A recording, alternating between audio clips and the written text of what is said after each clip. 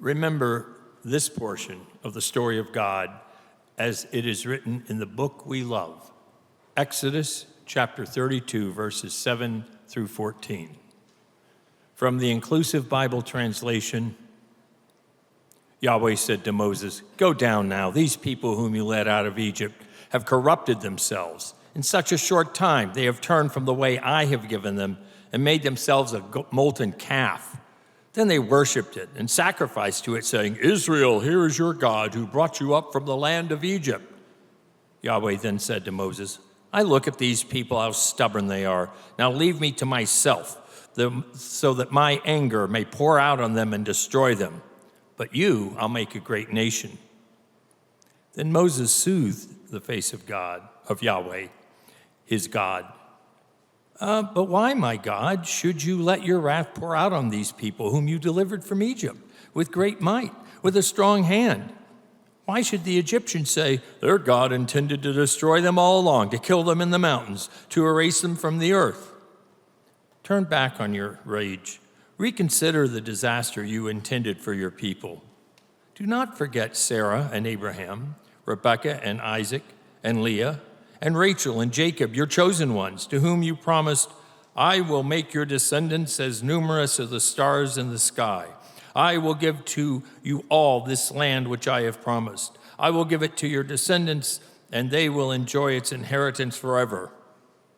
So Yahweh relented, and the disaster that threatened the Israelites was forestalled." This is the word of God for the entire world. Thanks be to God.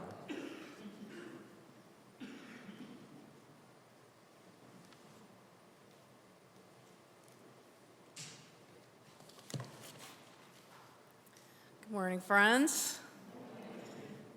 My name is Jamie Riley. I'm really grateful and excited to be here hanging out with you today. I'm a former school teacher, current Buddhist and interfaith chaplain at St. Anthony's Hospital.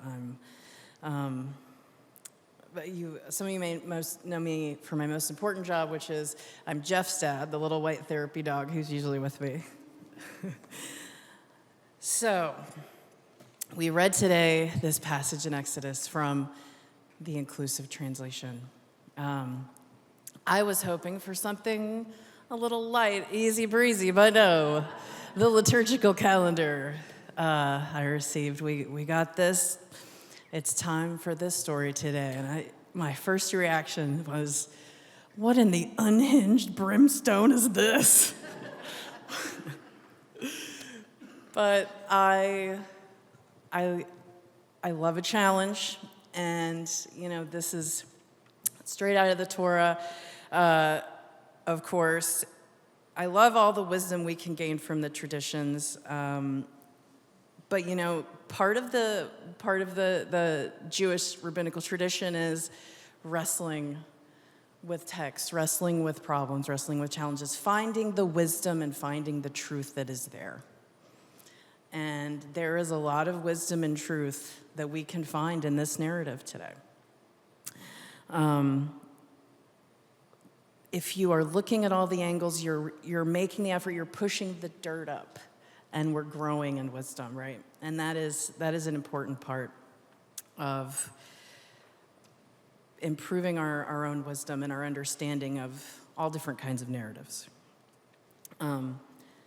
So I looked up, we have our inclusive tradition. I also looked up some of the differences from the contemporary Torah, which is published by the Jewish Publication Society.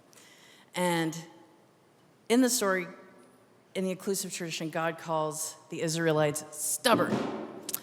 And in the Torah version, he says they're stubborn and they're stiff-necked, which that means he's also calling them haughty. Like, oh, y'all think you're too good for me now after all I have done?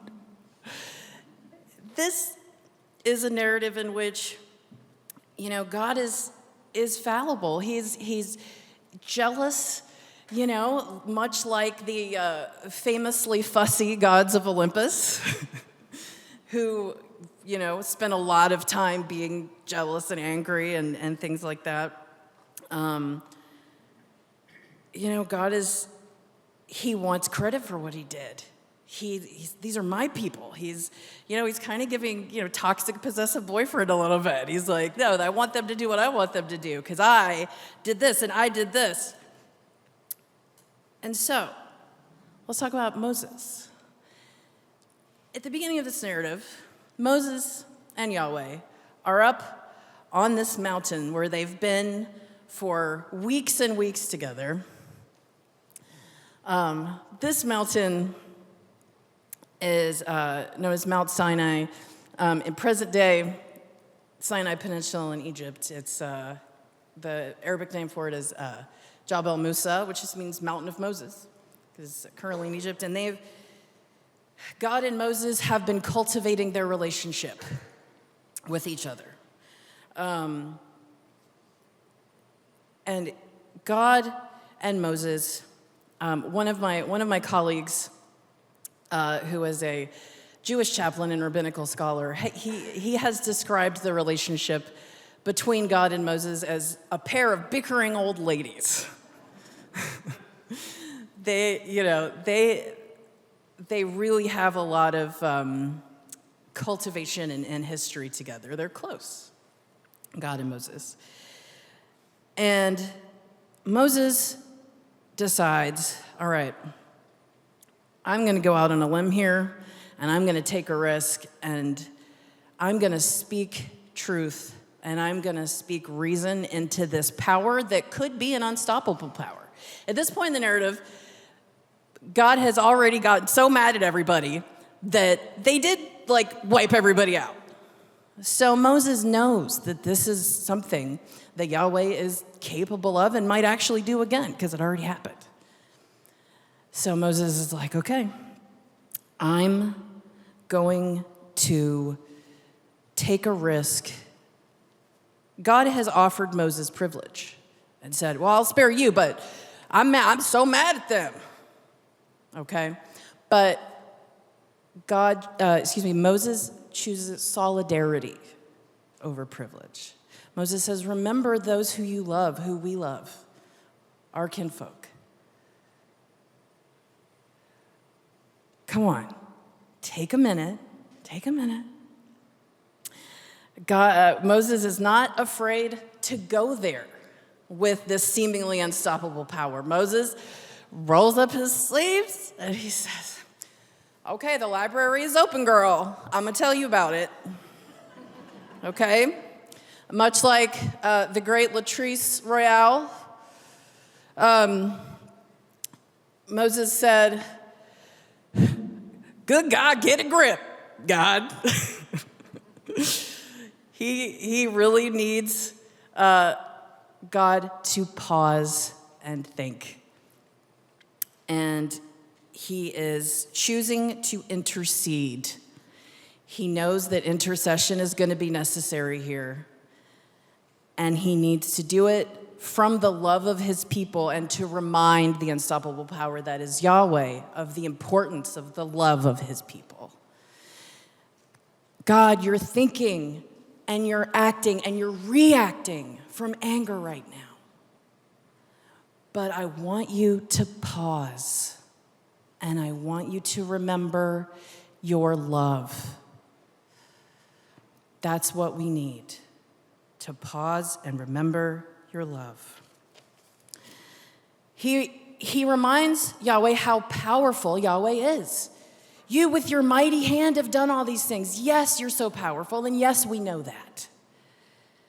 But remember your love. Also, what will everyone say? Right? If you do this, that's what they want you to do. He says, the Egyptians will say, well, that's what he intended all along, just to destroy them. The Torah version says, let not the Egyptians say it was with evil intent that he delivered them. God, if you don't remember your love, just think about it. What will they say? Right. But at different times in our lives, we can play all three of these roles, right? That's what I think makes a good narrative is that we can see ourselves in the different characters. We can see ourselves being someone who's so overcome with rage that we forget about love. We can see ourselves as someone who needs to speak truth and pause to what can seem like an unstoppable power.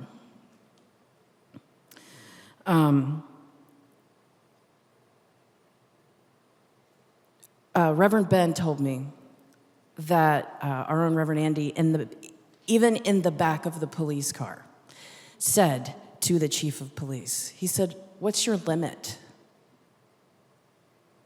If you'll do this, where will you stop?" He said. Reverend Andy asked this guy, "What's your limit?" In the squad car, right?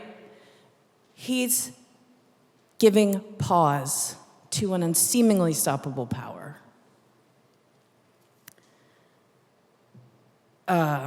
So we have the opportunity to be the intermediary like Moses. And there is this inertia. Power carries with it a lot of inertia. And that is one of the reasons why it's important for us to be willing to offer pause in love. Yahweh is in a jealous rage, and he's scared that Yahweh is scared that they're not going to be appreciated. Under Yahweh's rage is fear. They're going to forget me. They already forgot me. Nobody's going to remember how mighty I am. These were the people that worshiped me. I saw a lot of this as a teacher. The bully who's so angry and based on some home lives might have reason to be angry, and under that anger is fear, right? Somebody's in a rage. Under even systems, even the anger and inertia of angry systems that have forgotten their love is fear. You may remember these guys who, their slogan was, "We won't be replaced. You're not going to replace us." That's just one of the, I think, expressions of the fear that is bubbling up under the anger of these systems of power. There are so many things that they're afraid of. And there are so many things fear is something that everyone experiences, and according to the Torah, even Yahweh experiences, right? So, when should we be an intermediary? When should we offer pause in love? Well, Dr. Martin Luther King spoke to us about the fierce urgency of now. Dylan, in his song a few moments ago, said, "Speak now." Dr. King says, we are now faced with the fact that tomorrow is today, and we are confronted with the fierce urgency of now. That means now is the time for us to stand in the breach. So, I'm a former English teacher, and I love a little foreshadowing. And Moses interceding to God on behalf of loved ones was a foreshadow of the work that Jesus would do later. There are many parallels between the interceding that Moses did and later Jesus. Jesus reminded Yahweh to consider their loved ones. Jesus interceded in between systems of human power, spiritual power. And Jesus did it always from love, which is what Moses did and what we can do on this very day. Jesus appealed to God on behalf of disciples and believers, but Jesus even appealed to God on behalf of his own executioners. Okay? Wow. Motivation for our choices on this day, being love over fear, is possible. And another kind of in the video games, they call it a non-playable character in this narrative, is the actual golden calf itself that the Israelites had made. But even that has a meaning and wisdom. It's a distraction. There are always distractions. But the golden calf was not alive. The golden calf could not give life. Distractions cannot give life, because life is love, and only love can give life. And I think that's what we all know. We all know it, no matter how angry and scared we might be. I know this is I personally have felt so overwhelmed, with everything that's going on, and I know I'm not alone in that. So I wanted to offer you something that the Dalai Lama said. You knew I was going to get Buddhist on y'all sooner or later. The Dalai Lama told us, if you think you are too small to make a difference, try sleeping with a mosquito. Amen.